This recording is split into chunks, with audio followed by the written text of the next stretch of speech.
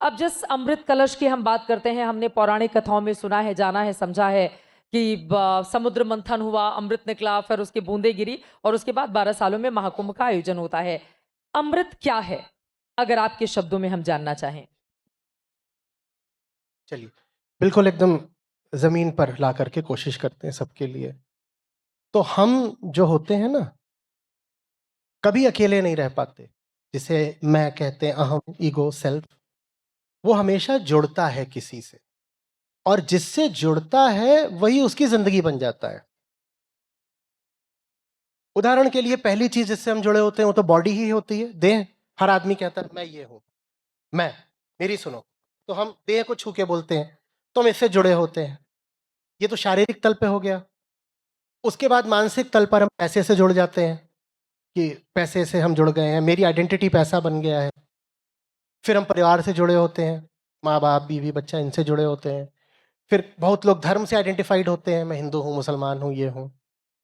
फिर कोई किसी विचारधारा से आइडेंटिफाइड हो सकता है, मैं कम्युनिस्ट हूँ, मैं ऐसा हूँ। हर आदमी किसी न किसी चीज़ से जुड़ा होता है। कोई ऐसा हो सकता है जो कह दे कि मैं इस मिट्टी से बहुत आइडेंटिफाइड हूँ, या मैं उस भवन से बहुत आइडेंटिफाइड हूँ। जिस चीज़ से जुड़े हो, हमने कहा वही हमारी ज़िंदगी बन जाती है। और हम जिन भी चीज़ों से जुड़े होते हैं, वो सब वो होती हैं जो बदल जाती हैं। बदल जाती हैं। बदलने का मतलब होता है जैसी आज थी वैसी कल नहीं रहेगी, वेल नहीं रहेगी।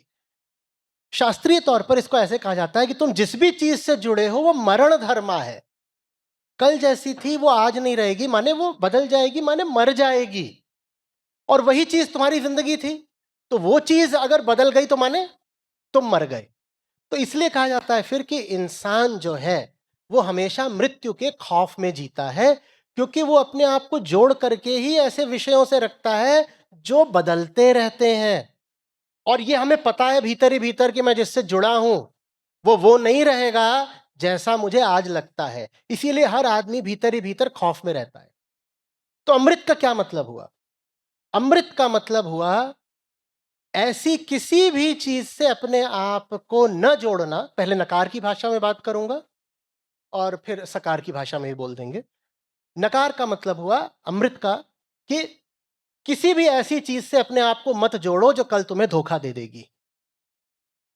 चीज धोखा इसलिए नहीं देती कि उसकी नीयत होती है धोखा देने की, चीज धोखा इसलिए देती क्योंकि वो मजबूर होती है, वो प्रकृति के अंतर्गत वशीभूत होती है।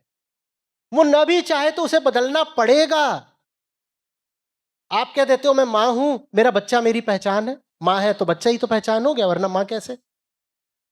बच्चा न भी चाहे तो बच्चा कल बदल जाएगा। ऐसा नहीं कि बच्चा जानबूझ के आपको धोखा देने के लिए बदल रहा है, बच्चे की मजबूरी है कि उसको बदलना पड़ेगा। और बच्चा जब बदलेगा तो आपको बहुत दुख होगा। तो अमृत का मतलब हुआ अमृत। नकार की भाषा है मृत, मृत्यु का द्योतक है। मतलब किसी ऐसी चीज से मत जुड़ो जो कल बदल जानी है, जिसकी कल मृत्यु हो जानी है। मृत्यु माने बदलाव, जो आज है वो कल नहीं, इसको मृत्यु बोलते हैं, बदलाव। मत जोड़ो, मत बहुत गंभीरता से लो किसी भी ऐसे विषय को जो परिवर्तनशील है। और सकार की भाषा में इसको ऐसे बोलेंगे कि अपने आप को उससे जोड़ लो जो अकाल है, अनंत है, अविनाशी है, जो कभी बदलने वाला नहीं। ये कुंभ का मतलब है। बहुत सुंदर, बहुत ही सुंदर शब्दों में आपने वर्णन किया है और यकीनन जितने लोग अगर महाकुंभ में नहीं जा पाए होंगे, इन शब्दों के जरिए वो जरूर अपने आप को वहां पर पा रहे होंगे। अब मेरा, आपने अपनी बातों को कहते हुए कई बार जोड़ शब्द का इस्तेमाल किया है। अब मेरा अगला सवाल ये है, ये जो हमारा समाज है, ये आपस में किस तरह से जुड़ा रहे, इनके बीच कोई विभेद ना हो, चाहे वर्ग का, चाहे धर्म का, चाहे जाति का, चाहे पैसों का। ये जो ऊंच नीच की बार बार हम बात करते हैं, देखिए जब हम काफ़ी समृद्ध हो जाते हैं ज्ञान के तौर पर, आप इतना पढ़ते लिखते हैं और आपकी बातें बहुत दूर तक असर भी करती हैं, हम एक दूसरे से किस तरह से जुड़ें ताकि एक समाज के तौर पर हम आगे बढ़ें, एक देश के तौर पर हम आगे बढ़ें। और मान लीजिए एक हमारा दोस्त है, वो पारिवारिक तौर पर बहुत संपन्न है, हम थोड़े कमजोर हैं, तो हम उसको भी मदद कर पाएं जुड़कर, ताकि वो भी अपनी जिंदगी को आगे ले जा सके, बेहतर बना सके। देखिए, हम जब देखते हैं दुनिया को तो यहाँ सब कुछ अलग अलग है। आप बैठिए, मैं बैठा हूं, हम में भेद ही भेद आपको दिखाई देंगे। ये इतने लोग यहाँ बैठे हैं, किन्हीं भी दो लोगों की शक्लें भी एक जैसी नहीं है। कोई भी दो लोग ऐसे नहीं होंगे जो बिल्कुल एक ही पल में पैदा भी हुए हों। उम्र भी सबकी अलग है, सब कुछ अलग है। विविधताएं ही विविधताएं हैं, माने भेद ही भेद है, माने अंतर ही अंतर है। तो फिर हम एक कैसे हो जाएं? तो एक हम बस वहां हो सकते हैं जो हम सब में साझा है। और अगर हमने उसको नहीं खोजा, नहीं जाना, जो हम सब में साझा है, तो हमारी मजबूरी हो जाएगी एक दूसरे से लड़ते रहना। क्योंकि अलग तो हम हैं ही, हम नहीं इसको इनकार कर सकते कि हम अलग नहीं हैं। और पाखंड करके हम कह दें कि हम एक हैं, हम एक हैं, तो ये बड़ी ऊपरी एकता होगी जो चलती नहीं है। हम कह सकते हैं कि भाई हम इस आधार पर एक हैं, उस आधार पर एक हैं। वो बहुत तरह की इस तरह की फर्जी एकताएं लाई गई और इतिहास ने उन सब एकताओं को बिल्कुल खंडित कर दिया, उनको चूरा चूरा कर दिया, कहीं का नहीं छोड़ा। कोई एकता चलती नहीं है। आत्मा अकेली एकता है जो नष्ट नहीं होती, बाकी सब एकताएं नष्ट हो जाएंगी। क्योंकि आत्मा का अर्थ ही है वो जो शरीर, समाज, प्रकृति और संयोग से परे है, जिसमें कोई भेद नहीं होता, उसे आत्मा बोलते हैं। आत्मा माने वो जो ना आपको शरीर से मिला है, न समाज से मिला है, न मन का है, न संस्कार का है, उसको आत्मा बोलते हैं। सारा अध्यात्म आत्मा को ही अनावृत करने का प्रयास होता है कि आत्मा के ऊपर जो मैंने अहंकार चढ़ा रखा है ना, उसकी व्यर्थता देखूं और उसको हटा दूं, छोड़ दूं। और जैसे जैसे व्यक्ति आत्मा को हासिल करता जाता है, वैसे वैसे उसे दिखता जाता है कि जो भेद थे वो तो सब ऊपरी थे। हम भेदों में लिपटे हुए थे। मैं कहूं मैं पुरुष हूं, आप स्त्री हैं, मैं फलाने जगह का रहने वाला, आप दूसरी जगह की रहने वाली, ये तो ये भेद थे। और जहां भेद है वहां लड़ाई होगी। तो लड़ाइयाँ लाजमी हैं और लड़ाइयाँ होती रहेंगी। मनुष्य का पूरा इतिहास लड़ाइयों का इतिहास है। आप हिस्ट्री पढ़ने जाते हो, वहाँ बार बार आपको क्या बताया जाता है? 1192 याद करो, 1526 याद करो, 1757 याद करो। ये सब क्या है? लड़ाइयों के साल है। लड़ाइयाँ क्यों होती हैं? क्योंकि हम में और सामने वाले में हमेशा अंतर होता है। लड़ाई होगी जब तक वो भी ना देखे कि वो वास्तव में आत्मा मात्र है और मैं भी ना देखूं आत्मा मात्र है, और आत्मा एक होती है। आत्मा और आत्मा बस एक होती है। ऊपरी काम करने से आत्मा की प्राप्ति नहीं होती है। ऊपरी काम अधिक से अधिक रिमाइंडर हो सकते हैं। अब जैसे अभी आप कुंभ की बात कर रही थी, तो ज्ञानियों ने एक बड़ा सुंदर वक्तव्य दिया है आत्मा के संदर्भ में कि सब वन तो तुलसी भय। आप सारे वनों को देखें, वहां आपको अंतर ही अंतर दिखाई देंगे। सब अलग अलग है, इतने तरह के पेड़ सब अलग है। अगर एक ही प्रजाति के दो पेड़ हैं तो भी उनका कद काठी सब अलग अलग है। तो बोले नहीं नहीं, अलग अलग नहीं है, सब वन एक है, तुलसी है।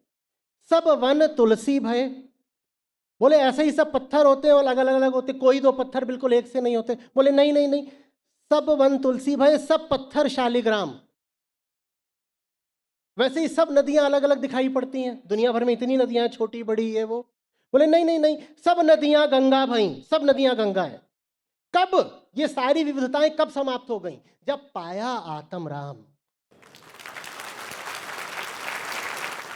सब वन तो तुलसी भय और सब पत्थर शालिग्राम और सब नदियां गंगा भई, जब पाया आत्म राम। आत्मा मिल गई तो सब नदियां गंगा हैं। आत्मा को पा लिया तो वो जितनी वनों की विविधता है सब हट गई, सब वन तुलसी है। अब किसी पेड़ को नहीं काट पाओगे ये बोल के कि ये तो बेकार पेड़ है, मैं तो बस तुलसी को पूजता हूं। सब वन तुलसी भय और सब पत्थर शालिग्राम, समझते हैं ना, जो दैवीयता का प्रतीक छोटा पत्थर होता है, हमारे घरों में पूजा जाता है, शालिग्राम पत्थर। सब नदियां गंगा भई, जब पाया आत्म राम। तो आत्मा अकेली है जो एकता ला सकती है, वरना तो बस यही है ऐसे ऐसे ऐसे। और आत्मा विविधता को मार नहीं देती।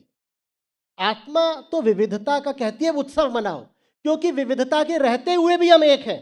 तो तुम भी अलग रह लो, हम भी अलग रह लो, हम अलग रहते हुए भी एक हैं। तुम तुम्हारे जैसे रहो, हम हमारे जैसे रहेंगे, हम फिर भी एक है। तो आत्मा अकेली है जो सच्ची एकता ला सकती है। बहुत सुंदर तरीके से आपने अपनी बात रखी है और मुझे पूरी उम्मीद है कि जितने लोग इस बात को सुन रहे होंगे, बहुत सारी बातें आपसे वो सीख कर जाएंगे और जीवन में अब तक आपने जो कुछ नहीं किया है, कहा जाता है कि हर सुबह नई जिंदगी का श्री गणेश है।